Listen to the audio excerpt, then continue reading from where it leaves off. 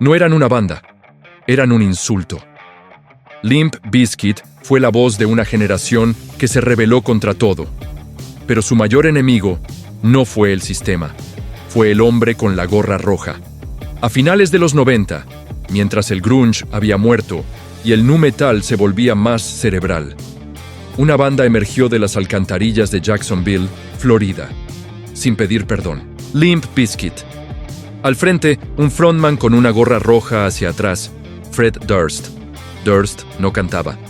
Rapeaba con una agresividad callejera, mezclando arrogancia, misoginia y una frustración que parecía ser la única verdad para millones de jóvenes. Su música era una colisión de hip hop, metal y funk, diseñada para ser una patada en la cara. Eran la banda más odiada por la crítica y la más amada por los adolescentes. Pero el verdadero combustible de esta máquina no fue la música, sino la personalidad incontrolable de su líder. La historia de Limp Bizkit es la historia de Fred Durst contra el mundo y contra sí mismo. Su arrogancia no era un acto, era su armadura. Durst se comportaba como el bully que había ascendido a la fama. Sus letras eran a menudo directas, confrontacionales y sexualmente explícitas. Esta actitud generó controversia constante con otras bandas, con los medios y con figuras públicas. Él no buscaba fans, buscaba la reacción, el choque, y el éxito le dio un poder sin límites que alimentó un ego incontrolable. Mientras Limp Bizkit vendía millones de discos y llenaba estadios, Fred Durst se convertía en una figura de culto y a la vez en un tirano de su propio imperio. Su obsesión por el control de la imagen y la toma de decisiones comenzó a fracturar las relaciones internas de la banda. No era solo el líder, era el dictador. Cada entrevista, cada video musical, cada decisión creativa tenía que pasar por su filtro, consolidando una imagen de la banda que era, en realidad, la imagen de él mismo. La banda era su vehículo personal hacia la fama, y sus compañeros, meros pasajeros en su viaje egocéntrico. El crecimiento masivo de Durst como celebridad se convirtió en una carga para Limp Bizkit. El guitarrista Wes Borland, el genio visual y sónico de la banda, siempre estuvo en desacuerdo con la dirección de Durst. Borland, con sus disfraces elaborados y su enfoque artístico experimental, representaba todo lo contrario a la superficialidad de la cultura pop que Durst abrazaba. Wes se sentía alienado por la egolatría de su líder. La tensión era tan palpable que se convirtió en una leyenda de la industria. Las peleas en el estudio, los desacuerdos creativos, los insultos a través de los medios. La ira de los hermanos Gallagher palidecía en comparación con la toxicidad de Limp Bizkit. La banda estaba atada por un contrato millonario y por la lealtad de sus fans, pero por dentro se desmoronaba. En 2001, en la cima de su popularidad, Wes Borland abandona la banda por primera vez. Este acto no fue un simple cambio de alineación. Fue la declaración de que el ambiente de trabajo era insostenible.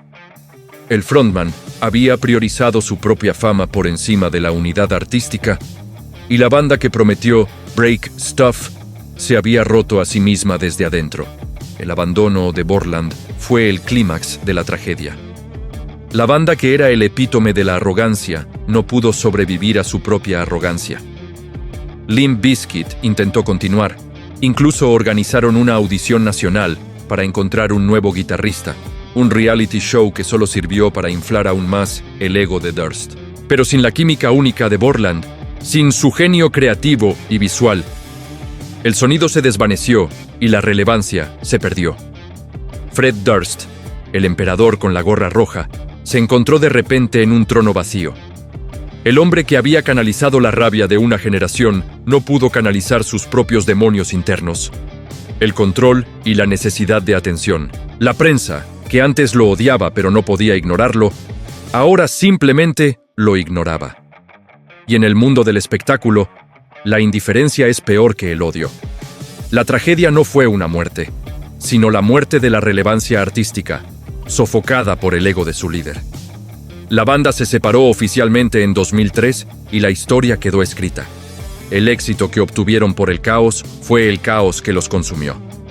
Limp Bizkit ha regresado esporádicamente, incluso con Borland de vuelta en la formación. pero nunca han recuperado el impacto cultural de sus primeros años. Su legado es una lección sobre el precio del swagger desmedido.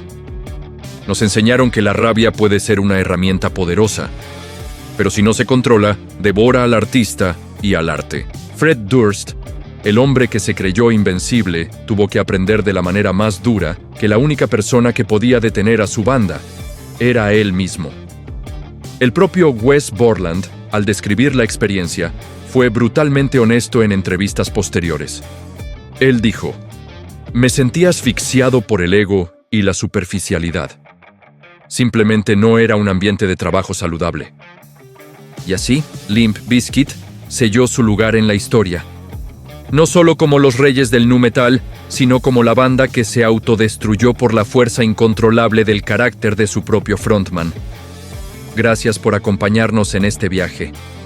Si te gustó este análisis, no olvides suscribirte y activar la campanita para no perderte nuestros próximos videos. Nos vemos.